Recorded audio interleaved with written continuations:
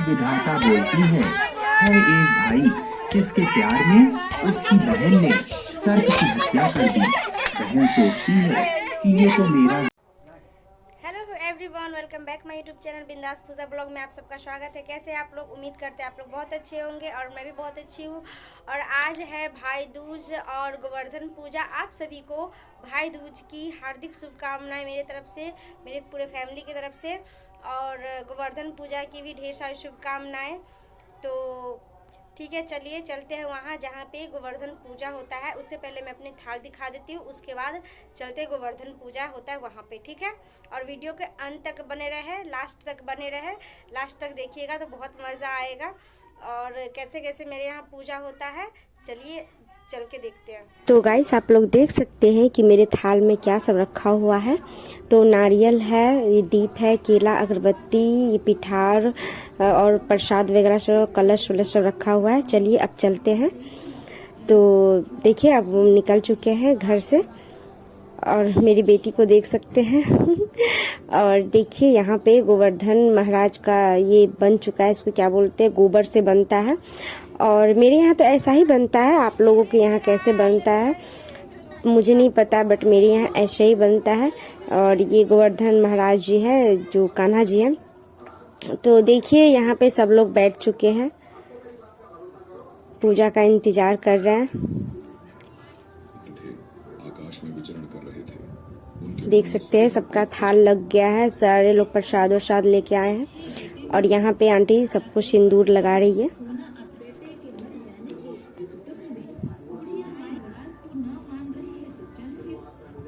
और देखिए मुझे भी सिंदूर लगा रही है आंटी।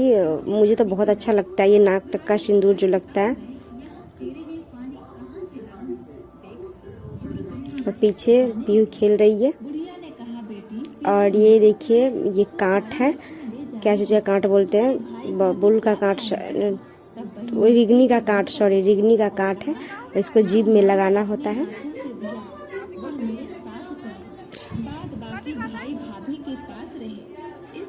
मैं भी पूछ करके क्या क्या बोलना होता, कुछ बोलना होता है। तो मैं जैसे जैसे सब लोग कर रहे हैं वैसे वैसे मैं भी कर रही हूँ। लास्ट तक जरूर देखिएगा, बहुत मज़ा आने वाला है। और जैसा कि देख रहे चुप भी गया। अब हम यहाँ पे कर रहे हैं वो रुई का कुछ बनता है, जो भाई पहनते हैं हाथ में। रुई से माला बनता है। और देखिए कैसे कैसे मैं बनाती हूँ। गोधना पूजन कर रही थी और गोधना पूजन करते वक्त आयु जोड़ रही थी। देखिए मैं भी रुई ले ली हूँ और अब मैं बनाऊंगी। अपनी बहन का नाम लेकर बुलाने लगता। मैं घर जाऊंगा तो कल मेरी आखिरी रात होगी। तो मुझे जितना देखना चाहती हो जी भर के देख लो, और मैं तुमको जी भर के देख लूं। आज से हमारा नाता टूट जाएगा। अब यह सुनकर वह बहन रोने लगती है। उसने पूछा, भैया क्या हुआ? भाई ने अपनी पत्नी द्वारा कही गई बात बता दी। बहन, तुम्हारी भाभी ने मुझसे एक पहेली पूछी है। अगर मैं उस पहेली का जवाब नहीं दूंगा तो तुम्हारी भाभी मुझे भाड़ में झोंक देगी। यह सुनकर बहन ने कहा, भैया वो पहेली क्या है, मुझे बताओ। तब भाई ने कहा, पिया पिया करीला, पिया का तेल पसाईला, कुछ खटिया कुछ मचिया, कुछ फुकती कुछ दिया।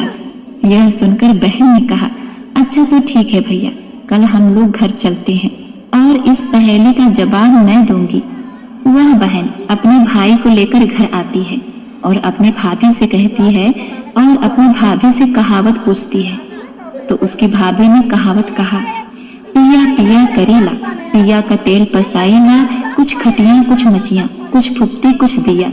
यह सुनकर बहन तुरंत दिए के तेल को पलट देती है और अपनी भाभी के बालों को निचोड़ती है और भाभी के साड़ी को भी निचोड़ती है। उसमें से ढेर सारा तेल निकलता है। उसके भाई ने कहा, यह कैसा तेल है, बहुत ही बदबू कर रहा है। उसकी बहन ने कहा, भैया यह तेल कोई और तेल नहीं, यह एक सांप का तेल है। तुम्हारी पत्नी एक सांप से फंसी थी, उससे प्रेम करती थी। उसी सांप को तुमने मार दिया।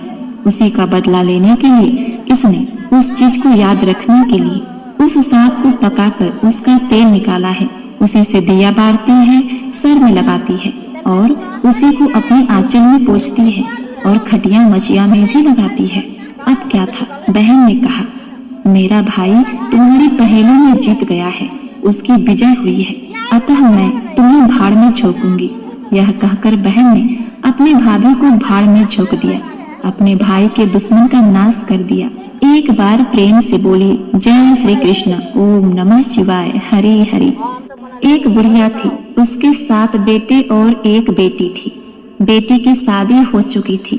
जब भी बुढ़िया के बेटों की शादी होती, फेरों के बाद एक नाग आता और उसके बेटों को डस लेता था। बेटा वही मर जाता और बहू विधवा हो जाती। इस तरह उसके 6 बेटे मर गए। 7वें की शादी होने बाकी थी। अपने 6 बेटों के मर जाने के दुख से बुढ़िया रो रो कर अंधी हो गई।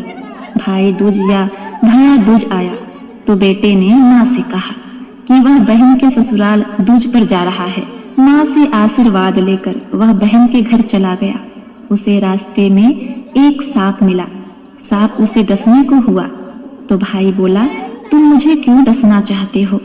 सांप बोला, मैं तुम्हारा काल हूँ और मुझे तुमको डसना है। भाई बोला, मेरी बहन मेरा इंतजार कर रही है, मैं जब तिलक करा के वापस लौटूंगा तब तुम मुझे डस लेना। सांप हंसने लगा, कहने लगा, भला आज तक कोई अपनी मौत के लिए लौटकर आया है जो तुम आओगे? भाई ने कहा, अगर तुम्हें यकीन नहीं है तो तुम मेरे झोले में बैठ जा, जब मैं अपनी बहन से तिलक कराकर लौटूं तब तुम मुझे डस लेना। सांप ने ऐसा ही किया। भाई बहन के घर पहुंच गया। दोनों बड़े खुश हुए। इतने में बहन के बच्चे आ गए। बोले, मामा मामा हमारे लिए क्या लाए हो? भाई बोला, मैं तो कुछ नहीं लाया। बच्चे ने वह झोला ले लिया जिसमें सांप था। जैसे ही उसे खोला, उसमें से हीरो का हार निकला। बहन ने कहा, भैया मेरे लिए इतना सुंदर हार लाए हो, मुझे बताया भी नहीं।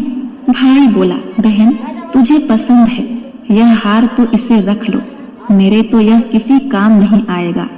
अब क्या था, दूज मनाकर अगले दिन भाई जाने को तैयार हुआ और बहन से रास्ते के लिए कुछ खाना बनाने के लिए कहा। बहन ने उसके लिए लड्डू बना के एक डब्बे में रख दिया। भाई सफर में चला तो कुछ दूर जाकर थक कर एक पेड़ के नीचे सो गया। उधर बहन के बच्चों को जब भूख लगी तो माँ से खाना मांगने लगे। खाना बनाने में देरी थी तो बच्चों ने मामा के लिए बनाए हुए लड्डू मांगे। उसकी माँ ने कहा, लड्डू बनाने के लिए थोड़ा बाजरा पीसा था। लड्डू तो नहीं है लेकिन चक्की में बाजरा है, उसे ही थोड़ा खा लो। बच्चे चक्की में गए तो देखा कि चक्की में सांप मरा पड़ा है। जो शायद बैठी हो तब वह बुढ़िया बोलती है, मैं विधाता हूँ, एक बहन के भाई की काट गाड़ रही हूँ। तब वह पूछती है कि माता वह कौन भाई है? तब विधाता बोलती है एक भाई जिसके प्यार में उसकी बहन ने सर्प की हत्या कर दी। बहन सोचती है कि ये तो मेरा